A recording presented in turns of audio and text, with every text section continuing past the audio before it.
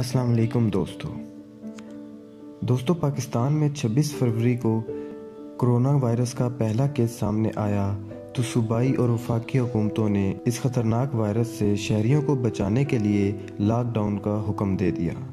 عوام کو SOPs پر عمل درآمد کرنے کے لیے احکامات جاری کیے گئے۔ عوام نے شروع میں کرونا وائرس کے پھیلاؤ کو سنجیدگی سے نہیں لیا، بلکہ بعض تو اسے مذاق ہی سمجھتے رہے، مگر جیسے جیسے کرونا وائرس نے پھیلنا شروع کیا اور اس کی ہلاکتوں میں اضافے ہونے لگے تو عوام کو اس وبا کی سنگینی کا پتہ چلا، جس کے بعد عوام بھی محتاط ہو گئی۔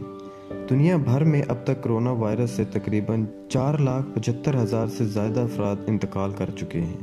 دوستو، کرونا وائرس نے جہاں زندگی کی دیگر شعبوں کو نقصان پہنچایا ہے، وہیں عالمی معیشت کو بھی زبردست قسم کا جھٹکا لگایا ہے۔ لاکھوں افراد بے روزگار ہو گئے ہیں، کارخانے، فیکٹریاں، دفاتر، اسکولز، ایئرپورٹس بند ہونا شروع ہو گئے۔ غرض اب ہر جانب معاشی تباہی پھیل چکی ہے۔ بندرگاہوں پر ہزاروں کنٹینرز پھنسے ہوئے ہیں، ہر قسم کی امپورٹ ایکسپورٹ تقریباً ہی بند ہو چکی ہے۔ پاکستان میں سب کرونا وائرس کے باعث ہزاروں لوگ بے روزگار ہو چکے ہیں، جس سے ایک خطرناک صورتحال جنم لے رہی ہے۔ حکومت نے شروع میں ایسی فیکٹریز کو کھولنے کی اجازت دی تھی جو ایکسپورٹ کے لیے مال تیار کرتی ہیں، جس کے بعد دیگر تاجر برادری نے بھی دکانیں، مارکیٹ، بازار اور شاپنگ مال سینٹرز کھولنے کا مطالبہ کر دیا۔ حکومت نے ان کے لیے بھی احتیاطی تدابیر SOPs بنا کر دیں تاکہ ان تاجروں کو بھی کاروبار کرنے میں آسانی ہو سکے۔ جب کراچی سمیت سندھ بھر میں پہلی مرتبہ 15 روز کا لاک ڈاؤن شروع کیا گیا اور عوام کو گھروں میں رہنے کے لیے کہا گیا تو بہت کم لوگوں نے اس پر عمل کیا، جبکہ عوام کی ایک بڑی تعداد نے اس کا کوئی نوٹس نہیں لیا۔ ان کا کہنا تھا کہ وہ گھروں میں محدود رہیں گے تو کھائیں گے کہاں سے۔ ہر شخص پریشان تھا کہ وہ اپنے بچوں کا پیٹ کیسے پالے گا۔ لاک ڈاؤن میں وفاقی حکومت نے متاثرہ افراد کے لیے احساس پروگرام کے تحت 12,000 روپے امداد فراہم کی، جبکہ صوبائی حکومت اور بہت سی سماجی اداروں نے عوام میں راشن کی تقسیم کا اہتمام کیا۔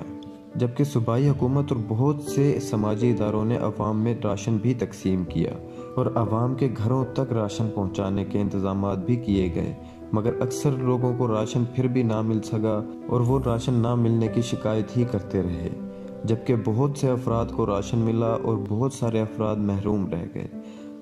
لاک ڈاؤن کا سلسلہ چلتا ہی رہا۔ اب کرونا وائرس کے پھیلاؤ کو 5 ماہ ہو گئے ہیں۔ اس دوران doctors, paramedical staff, police, rangers اور فوج کے جوانوں نے کرونا وائرس میں مبتلا مریضوں کے علاج اور دیکھ بھال کا انتہائی جانفشانی سے کام سر انجام دیا، جبکہ بعض ڈاکٹرز اور نرسز کے علاوہ پولیس کے نوجوان بھی کرونا وائرس میں مبتلا ہو کر اپنی جان سے ہاتھ دھو بیٹھے۔ پاکستان میں کرونا وائرس سے طلباء کا بھی بے حد تعلیمی نقصان ہوا۔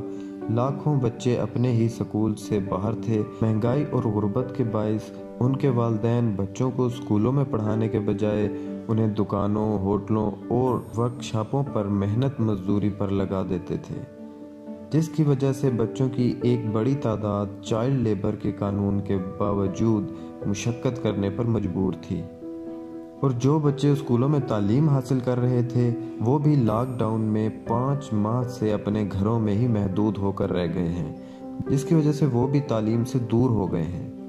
والدین انہیں آن لائن کہاں پڑھا سکتے ہیں، جبکہ اکثر والدین بے روزگار ہو چکے ہیں، ان کے پاس گھر کا چولہا جلانے کے لیے بھی رقم موجود نہیں ہے۔ کرونا وائرس کی وجہ سے نظام زندگی مفلوج ہو کر رہ گیا ہے۔ حکمران کہتے ہیں کہ کچھ نہیں معلوم کہ کرونا وائرس کب ختم ہوگا، ہمیں وہ کرونا وائرس کے ساتھ ہی زندہ رہنا ہوگا۔ ان حالات میں کرونا وائرس کی وجہ سے ہر چیز تبدیل ہو کر رہ گئی ہے، جس کی وجہ سے سب سے زیادہ نقصان عوام کا ہی ہوا ہے۔ بجلی ہو یا گیس، پیٹرول ہو یا اشیاء خودنوش، ہر چیز کی قیمتیں آسمان سے باتیں کر رہی ہیں۔ حکومت مہنگائی کو کنٹرول کرنے میں ناکام ہو چکی ہے، جس کی وجہ سے ہر شخص پریشان ہے۔ غریب، بے روزگاری، مکان کے کرائے، ادویات کی بڑھتی ہوئی قیمتیں، غرض ہر چیز کی قیمتوں پر آگ لگی ہوئی ہے۔ اگر حکومت نے فوری طور پر لاک ڈاؤن کے خاتمے کے لیے اقدامات نہ کیے تو ملک مزید پسماندگی کی طرف جائے گا اور حالات بھی مزید خراب ہو جائیں گے، کیونکہ کرونا وائرس کی وجہ سے بے روزگاری عام ہو چکی ہے اور نامعلوم یہ سلسلہ کب تک چلے گا۔ دوستو، اللہ تعالیٰ سے دعا ہے کہ وہ ہماری اس وبا سے جلد جان چھڑائے۔ دوستو، اگر آپ کو ہماری ویڈیو پسند آئی ہو تو اس کو لائک اور شیئر ضرور کیجیے گا۔